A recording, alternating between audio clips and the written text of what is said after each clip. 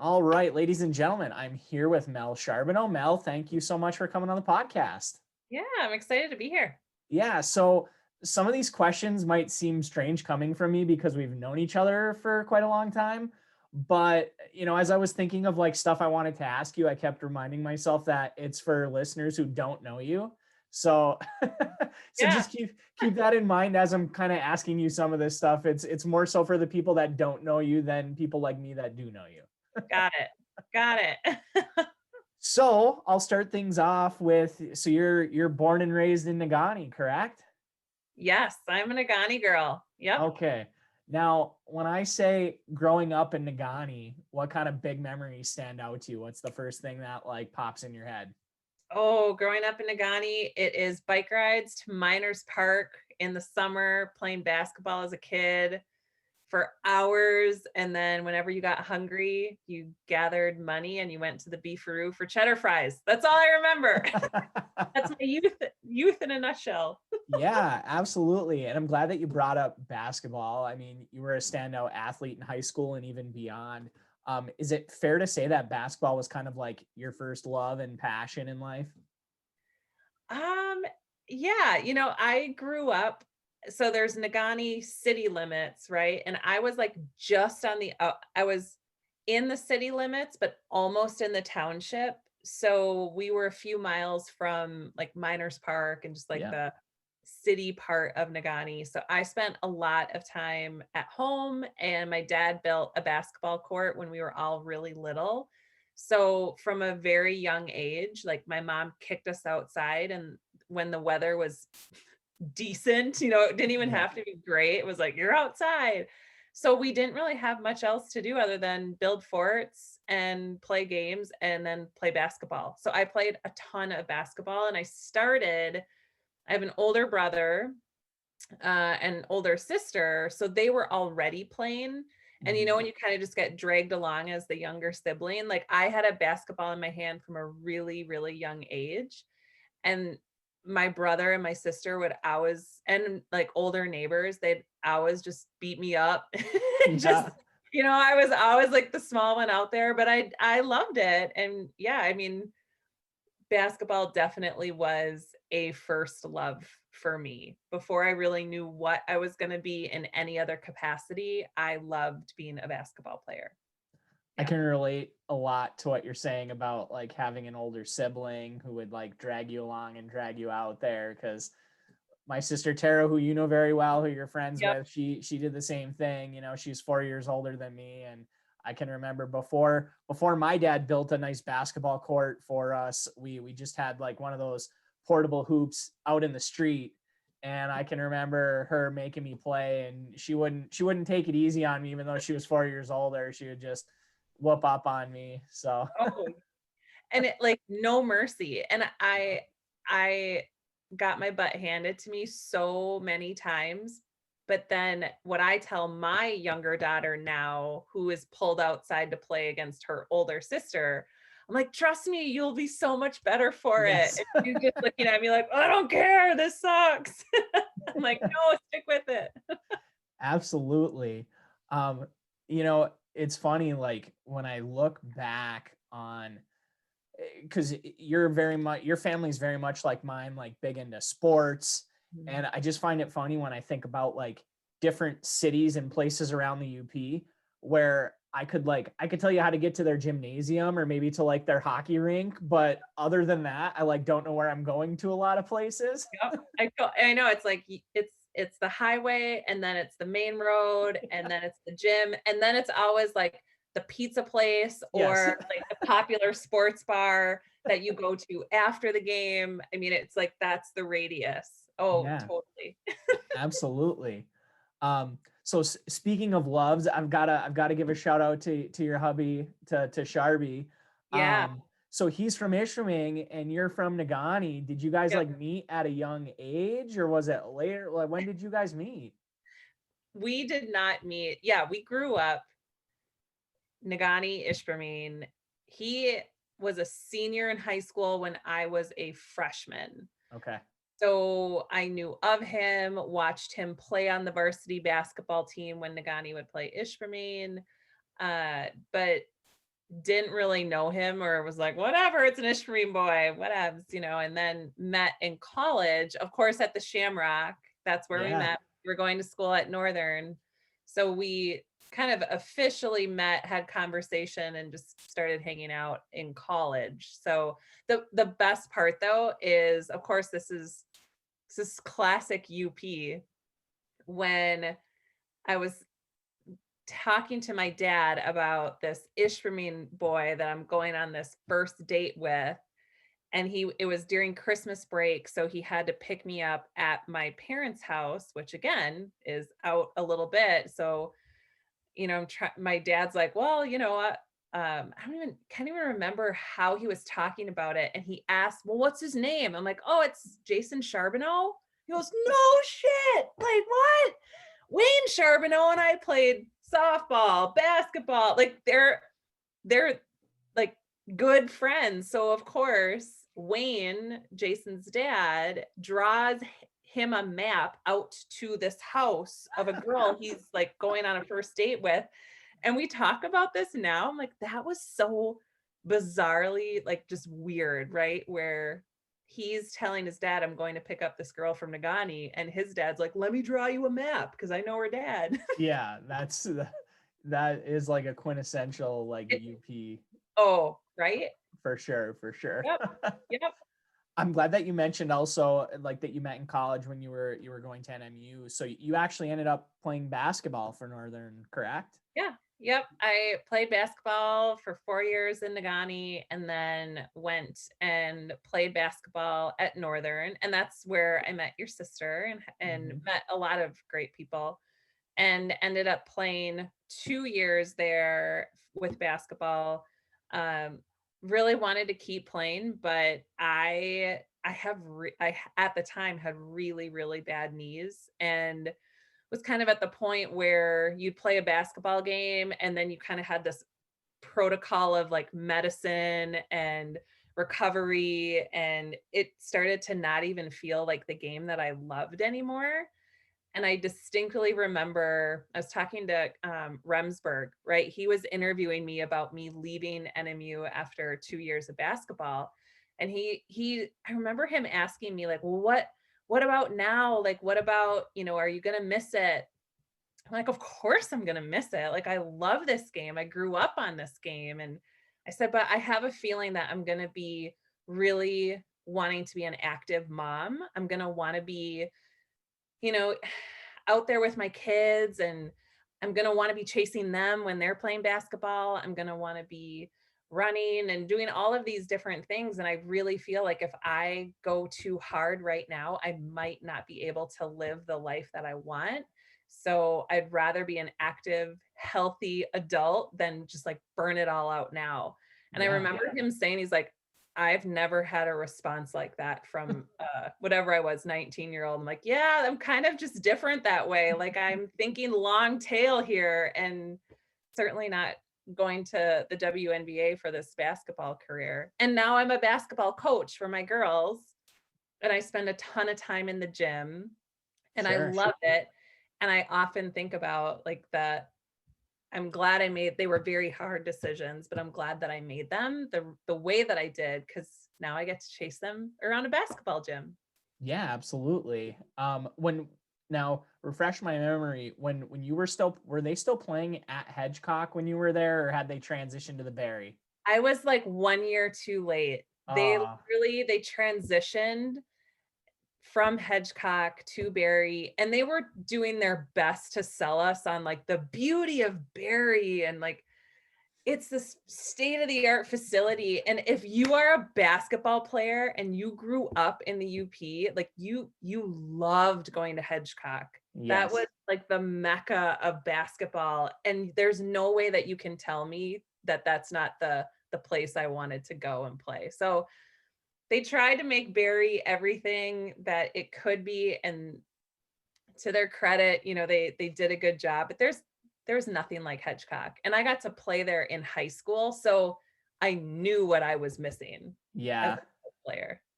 Yeah, I'm not a fan of basketball at the Barry Event Center at all, and I'm not too quiet about my opinion on that. It's to me, it's not a good place for basketball. It's Awesome just, for hockey, but yeah, you need the, like, the intimacy. Like, I remember being a high school senior playing our regional finals, and just the atmosphere and the ruckus and the pin drop that you could hear on a free throw. And then, I mean, I'd go wild when, you'd make your shots, and you can't get that in a space like Barrie, unless Barrie was packed to the brim, which it just never was. right. It just, we didn't have the crowd, so it felt really spread out and empty. Yeah. Yeah. Now, so you finished up college around like 2002, right? Yep. Hmm. Okay. Now, did you end up working at Northern like right when you graduated, or how did that whole like transition take place? Yeah. So Jason got a job in Madison, and mind you, he was older than me, so he was like full-time work while I was still finishing up school at NMU. And then I got an internship down in Madison so that I could spend summer down there with him before my senior year. And I loved Madison. It was a great spot. And uh after I graduated, I moved. How did that work? God, it feels like forever ago. It was graduate school, I think. I'm like, where am I going to go to graduate school? Went down to Madison, got like an entry level job. We spent a lot of time there. And then we moved back to the UP. And I feel like so many young people leave the UP, and then you always are like, oh, I miss it. Mm-hmm. Like, you miss, there's this nostalgia, this all your favorite things that you long for, and then you go home and you experience those things while you're there on vacation or you're seeing family, and you're like, oh, this is amazing. And then we went back to Madison, and we just had a couple of things happen with family members and friends that were up in the UP that made us want to be a little bit closer, and just kind of take good care of some people that we really cared about at the time. And I got a job at NMU as the assistant director of alumni relations, Okay. which was like a super fun gig for someone like me, because it just meant you're connecting with all of the alums of the university and just trying to really create good relationships, cultivate good rapport, remind people of how awesome their experience was so that they give to the next kind of generation of kids coming through. So I did really love the job there, and I feel like it was the best spot I could have been. But I missed Madison a lot. Jason missed it. And then I wanted to go back and get my doctorate. So we kind of pursued that route and came back to Madison, and we haven't left since. So Yeah, I don't we blame you. did it though. We did that, like, we're gonna go back and test it out. And I mean, it was just like 51-49. We just missed a few things that were here in Madison. I don't blame you at all, is what I was about to say, because Madison's like a little bit of like a bigger version of Marquette in a lot of ways. I mean, you're right on the water. It's a college town. It's just a little bit of a bigger version of Marquette. So there's a lot to like about Madison. So I can totally get that. There's a ton to love about Madison, but I will say every single summer, I mean, June, July, August, we wished that we were sitting on the big lake, like at the beach. We get so jealous of all of our friends who still live up there. And when their beach days look so much better than our beach days down here in Madison, the lakes are not the same. The water's not the same. We actually will drive to Lake Michigan. Like, we'll go over towards the Milwaukee area Mm-hmm. or even down to Racine, just to get the vibe of what it feels like to be at a bigger lake, because we're so used to Lake Superior. Sure. I mean, Marquette wins hands down when it comes to like the summer lakes and weather. You just can't beat it. Sure. Sure. So when you ended up moving back down to Madison, when you left your job at Northern, um, what were you doing, I guess, when you got back down to Madison? Yeah, my main focus was actually my doctorate. Okay. So I was working on a doctorate in communication and specifically studying media effects on youth. I Hmm. was really, I mean, still am really passionate about that, and was probably about halfway through my studies there, and had started working part-time at a research center doing all of their marketing communications work, and was really loving that job too. And the more I kind of invested my time in that job, I really started to like it. So I was a and I was also a mom at the time. So I had my oldest, Alexis. She's a Youper. She loves to brag about the fact that we did have her when we went back to Michigan for that like 2.5 year period. Yeah. That's her like stake in the ground with her other siblings of like, I was born in the UP. So she loves that. So at that moment though, I was a full-time grad student. I was working 4 days a week, practically full time professionally, and I was a mom, and it was a lot. And Wow. then we had Allie, who's our middle daughter, and she Hmm. got really, really, really sick, and she, um, you know, we almost lost her. She had bacterial meningitis, and I think I always talk about that really being a defining moment for me and Jason of what is our life going to look like so that we know it matters and we know we're happy, we're doing the work we love, we're spending time doing the things that we love, like everything shifted. So I dropped my doctorate work, and my professor, he was so great. He's like, Mel, you can teach in any classroom. It doesn't have to be as a doctorate, right? It doesn't have to be as a PhD or a professor. You're meant to teach. You'll find your classroom. So for me, that was like this ticket, of freedom to just go and kind of really, I think, start to think about what I wanted to do with my skills and my gifts and, my passions and stuff like that. And I always talk about like, you can have like 10,000 cuts and know that something's just not right, something just doesn't fit. And like for me, when Allie got sick, it was like just hit me in a moment of just like, what am I gonna do with my life? Like I gotta figure this out. Life is short. I got stuff to do. So it was hard, but it was probably the most pivotal turning point in my and Jason's lives together. Yeah, absolutely. I mean, anything that scale of like on a like your life scale, anything that like big that happens, it's definitely gonna like rattle your cage for sure. Yeah. Now, timeline wise, just for as I'm because I'm always chronological. Yeah, yeah, and I'm a hard map to follow because I've been all over the place. I get it. Around what time was this that this kind of like took place? Is this like 2010, 2011-ish, or is it a little before then? Well, Allie was born in 2010, so 2010 is when, just a lot of personal stuff happened for us. She got sick, and, I think we kind of as a family found our footing, like, figured out who we wanted to be and how we wanted to create a life that just really aligned with our values and what we wanted to do, and then of course, everything around me, I went back to the same job. Remember, I'm like, oh, I love this job. It's great. I didn't love it anymore. Not the same way because I all of a sudden realized I had bigger work to do. I never saw myself as an entrepreneur.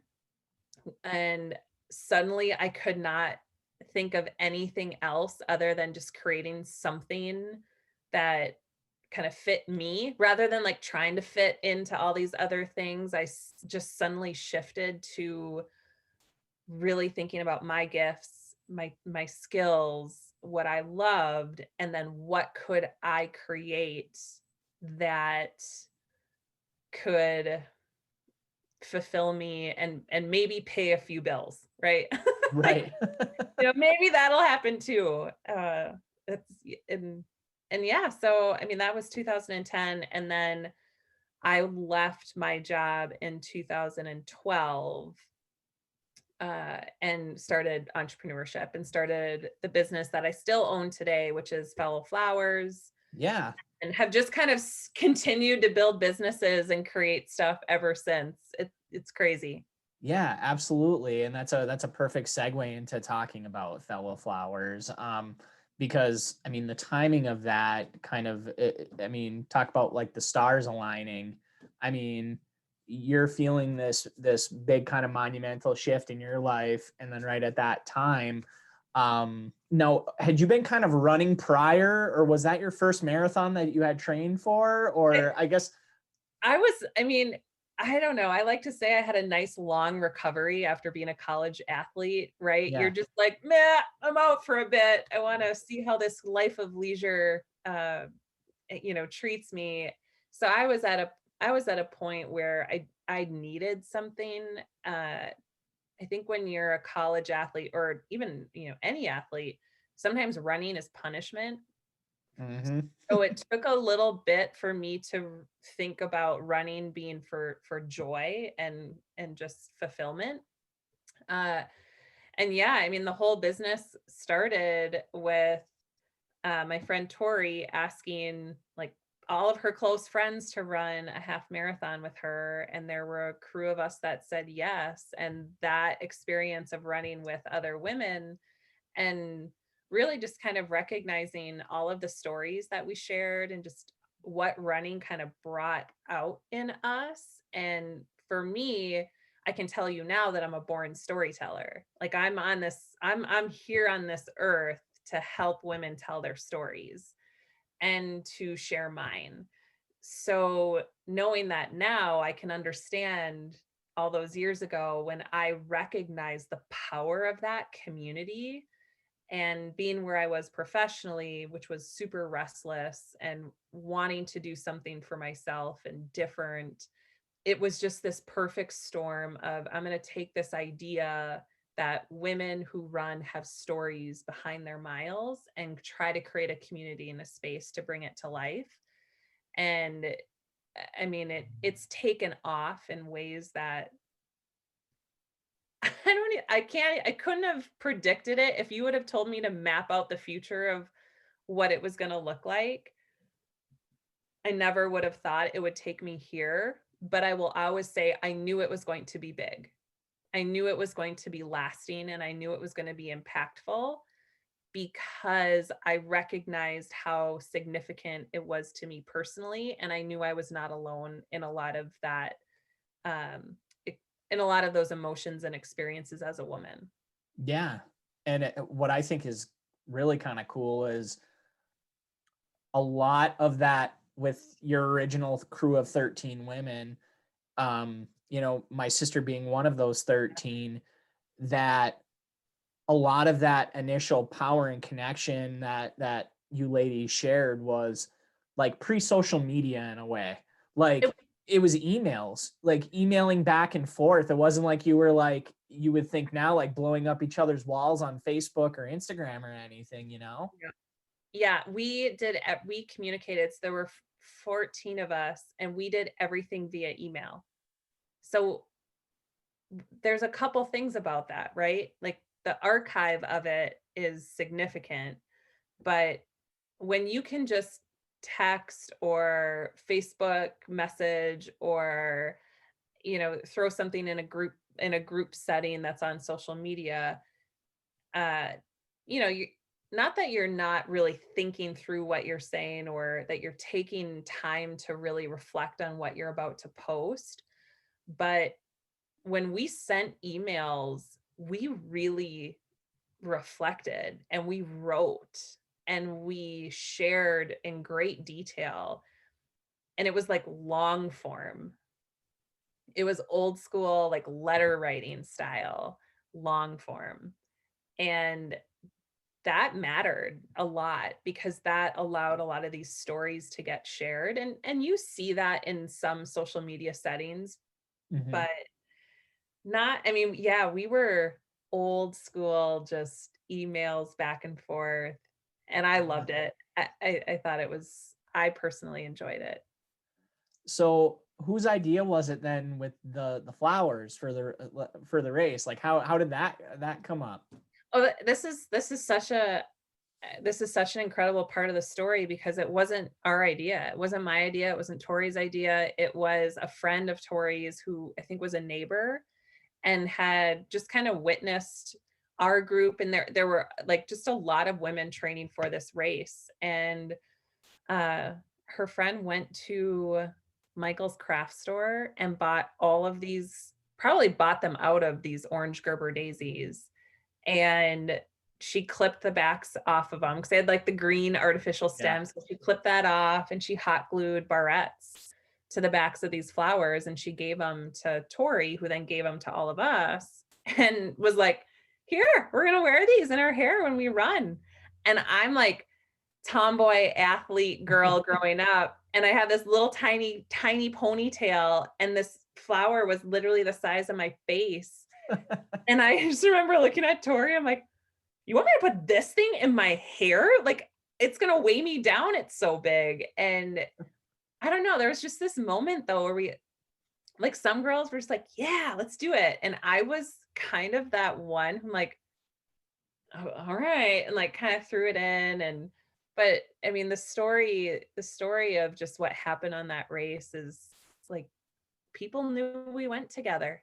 People Yeah. understood that all of these women running all at different paces, like a few of us were together, but most of us weren't. We were just running our race that day. But like the hundreds and hundreds of people who were watching, they knew that we all went together. And that was the most powerful part for me of like, wow, they know that we're this like community of women. We are all part of each other's race today. And it's because of this symbol that we've put out there. And of course, my brain was just like firing. I'm like, oh my goodness, like this thing, this flower, this symbol, like helping women connect with each other. It was over. I mean, for my brain, it was like everything clicked, and yeah, there was no turning back for me. So how long after the race then were you like, okay, like this is it. We're going all in. Like how does that all play out? Gosh, oh, like I still remember, um it was May. It was Tori's birthday in May when we ran the first race, and then it was my birthday in October where I ran a race, put the flower in my hair. And I remember telling Sharby, I'm like, I'm going to think about this flower on my birthday run, and I'm going to think about what this flower has been giving me, and I'm going to write kind of a plan in my head on this run. And he's just looking at me like, you crazy. Like, I mean, like, I mean, the look on his face was just like, tell her good luck and just don't say anything to make her feel like she's crazy right now. So he was awesome. He's just like, good job, go get it. And so that was October.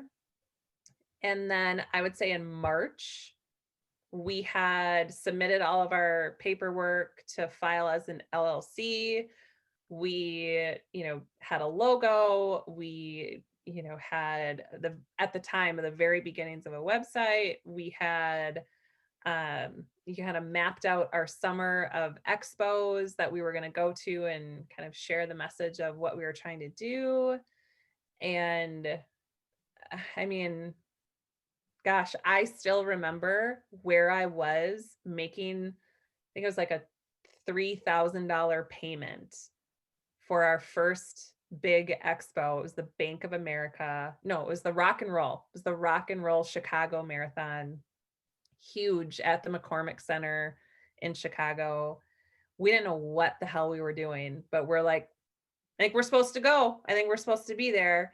And it was like everything we had in our account at the time where it kind of felt like, I don't gamble, but I imagine it's that feeling of going like all in with your chips where you're Yeah. like, game on. And that was what we did. And I'll never forget, I hit submit. I'm like, oh my God, it was $3,000 we just paid for this booth.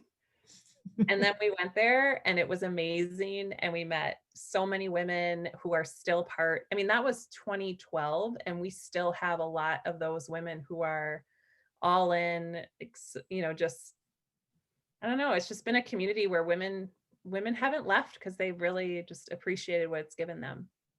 Now, when you first started out, was it just the flowers and the cards with them, or how has Yeah. that grown, I guess, over the years? Walk me through that a little bit. Yeah. So the best part about all of it is we could not find flowers to save our lives. It was really difficult to get the right kind. And for the first year, I found a guy at a mall kiosk who like he was selling flowers for, I think, like girls dancing, like little girls, like dance class, ballet stuff. And I remember I walked up and I'm like, "How many flowers do you have?" He's like, "Who are you?" And I'm like, "Can I take all of your flowers in pink, yellow, orange, white, and like red?" He's like, "Well, that's like 500 flowers." I'm like, "Perfect, I'll take them." And I just remember him being like, "Who are you?"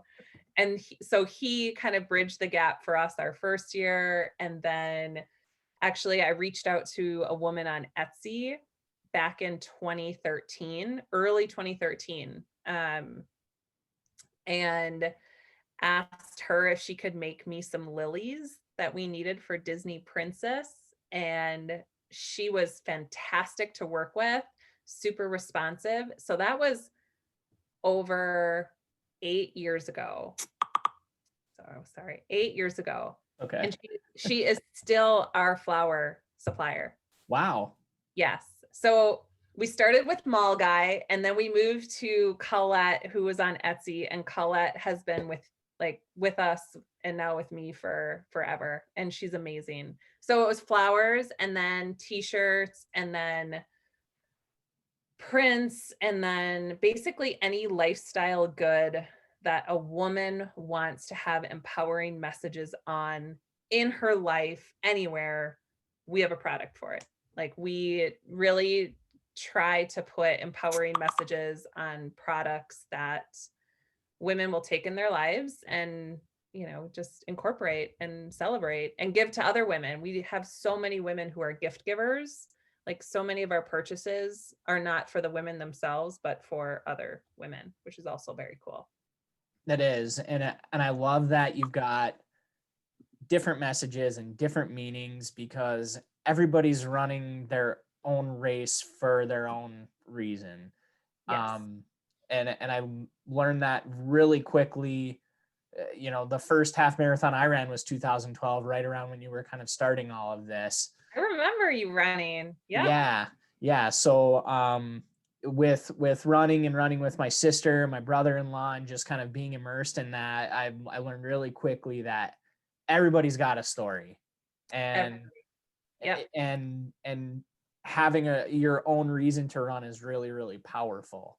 So the other thing that I had down here, I don't know how much you guys are still doing this, but I know that you were doing like retreat runs, at that time too, which helped really build the following, if I'm understanding the timeline kind of correctly. Yeah, we just really kept asking our community what they wanted, and they wanted connection, and they wanted opportunities to gather, because our audience was all over the country.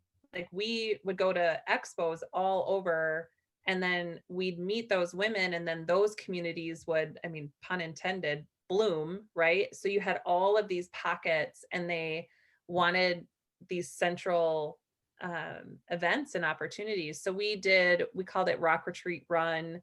We did 3 of those, which were like 200-person events with programming, speakers, lots of really great sessions. And those were like 3-day events.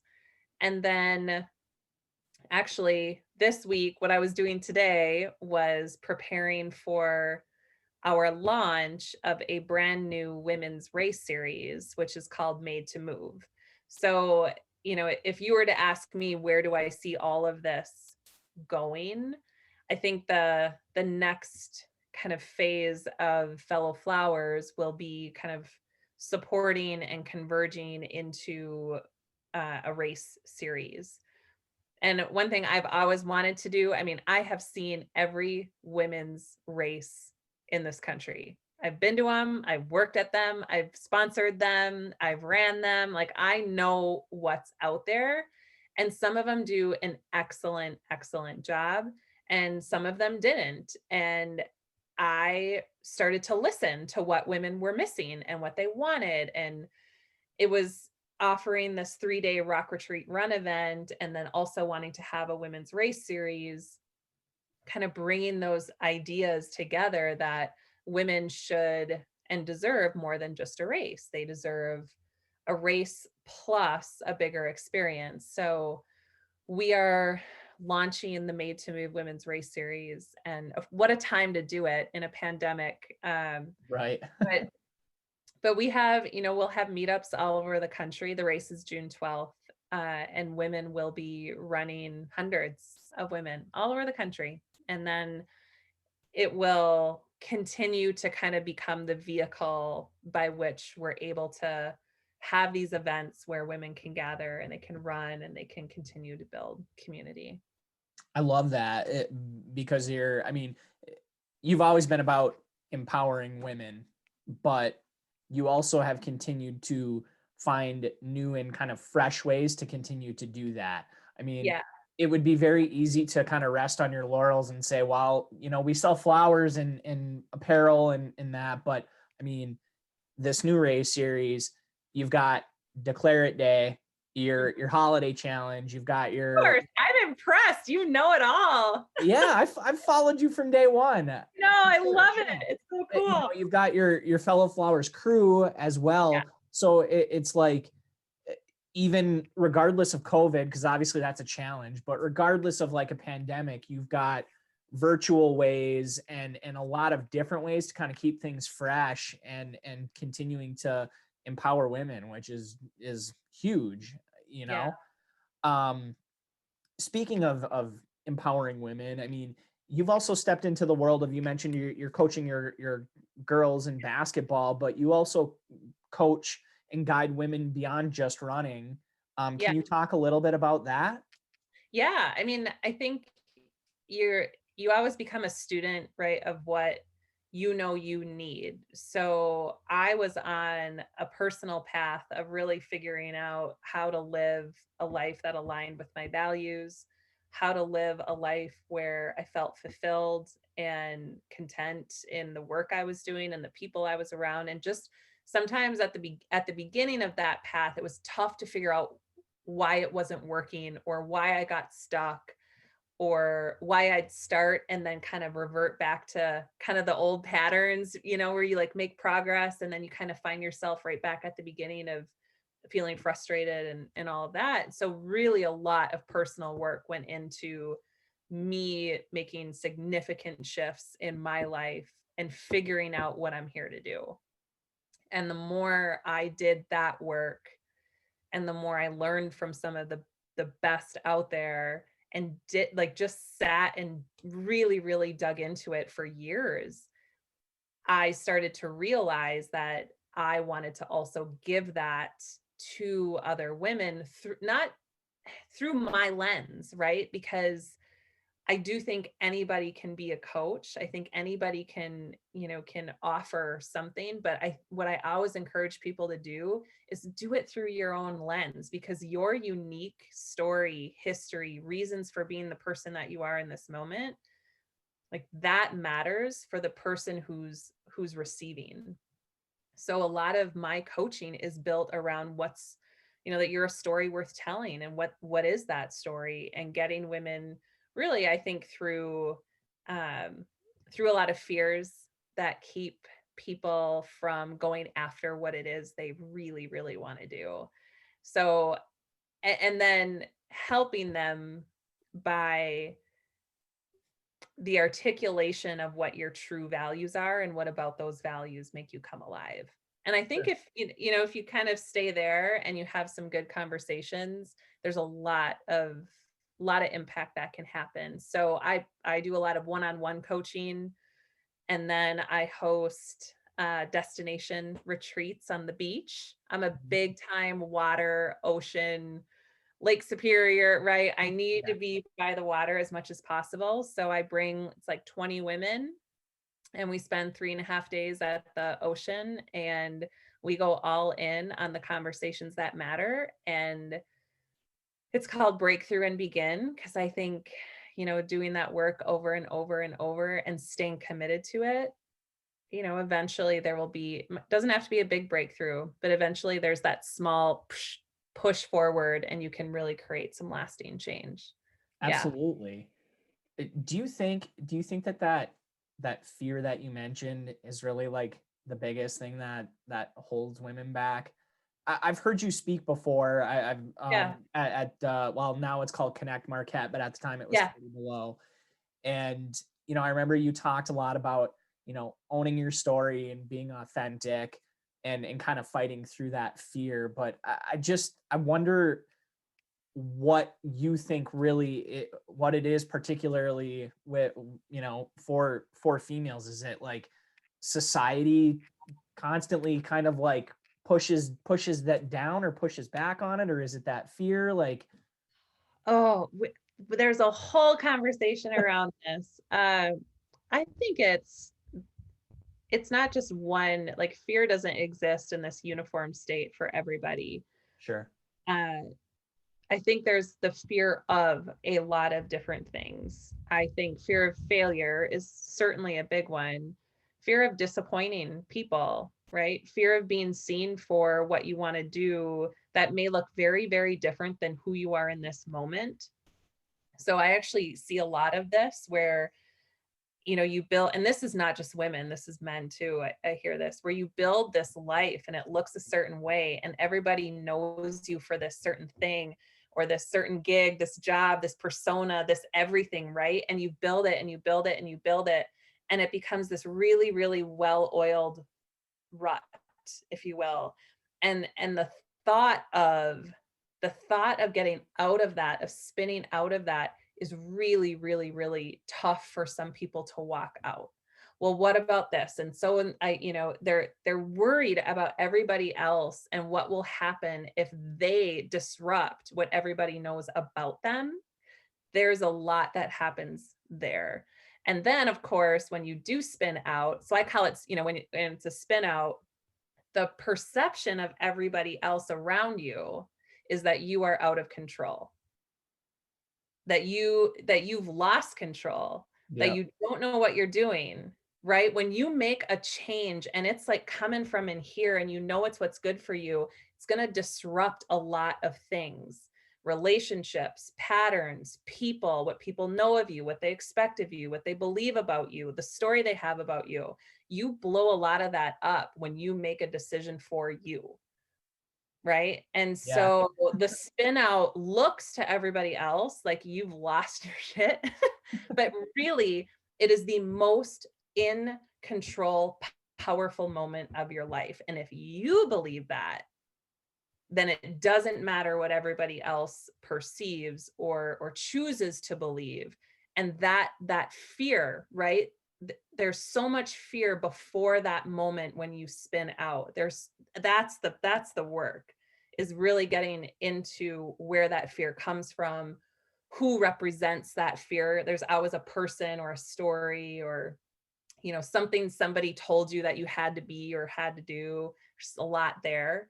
Yeah. So I like to talk about all of it, and then I like to really empower women that, like, when they're ready and when it's time and when they know that, like, what's on the other side of it is worth it, it's helping them manage and break through. And that like spin out, man. I like, it's such a visual thing Yeah. for people Yeah. to really, and I saw you nodding your head, like, I know, I can tell, like, You're striking a chord big time with me. I'm like, do you want to coach me? Because I'm man, like, this is what I do. yeah, you're getting me pumped up. I'm like ready to run through a wall right now. Like, let's Yeah. go. Yeah. Yeah. And that's, I mean, you can see me kind of light up in a way there too, because I love working with people on that stuff. Yeah. Um, we talked a little bit about COVID as obviously you've got to kind of shift and change and react to that. It definitely adds like a layer of difficulty. Um, not everything can be sunshine and rainbows. What other sort of like speed bumps have you had along the way? Oh, so many. There's so many speed bumps. I think it's more about expecting the speed bumps and really treasuring when you get flat road. That's what I would say. Like it's the speed bumps are inevitable. Both my husband and I own small businesses. Yeah, you got your So 608 yeah, threads shirt on. yeah, this is our family business. And Jason kind of manages that, which is a whole nother fun story that you should. Oh, I mean, he has great stories. I love listening to them, but uh, we've really adapted to um, the understanding that you've got to celebrate every little small win because uh, there's always a hard day ahead, and it's just about how you're approaching it. And um, I think that the struggles that we had early on with almost losing a child and really set us on this course of a lot of stuff can actually fall apart and we're going to be okay. I mean, a lot, all of this could go away. And if we have each other, we will be okay. So we build in so much time with our girls, with each other as a family. It's priority one, and we can be crazy and chaotic and busy.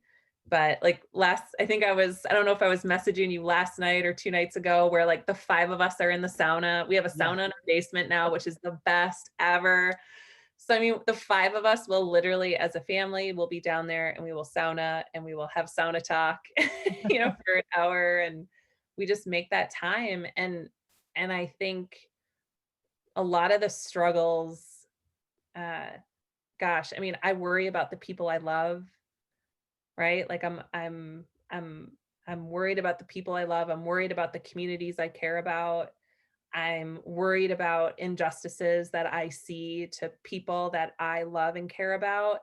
And I don't know, I've just really adopted this mindset of like, if there's pain somewhere, then like go and help and be a fixer, right? Be somebody who offers a solution in whatever way that we can. And that's how we run our businesses too, right? Where we know that the storms are coming. They've come for us many times.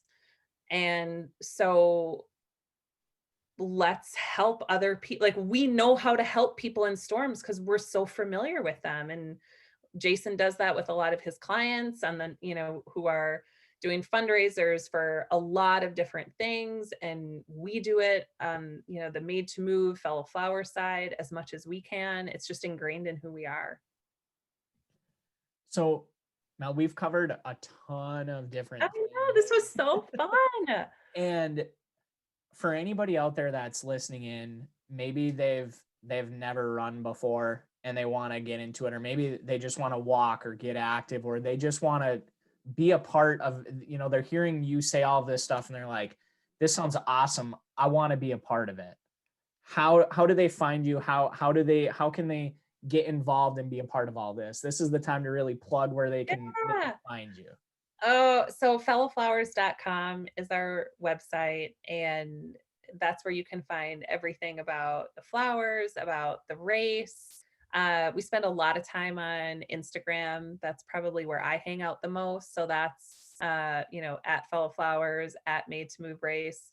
My personal one is Mel Charbonneau. And, that's where I always say like my personal Instagram is probably the most honest reflection of my day to day, who I am, what I believe in, thoughts I have on things that are important. That's usually where I hang out the most. Uh, but yeah, I mean, I would say if a woman or a fellow hanging out listening to this, A fella flower? a fellow flower, yeah, I know. Yep, that's what we call them. Um, Man, just like own your story. Like you don't have to fit into what we're doing, although we like to say that everybody does, but I just am a huge fan of people owning their stories. And I fully believe that every person is a story worth telling.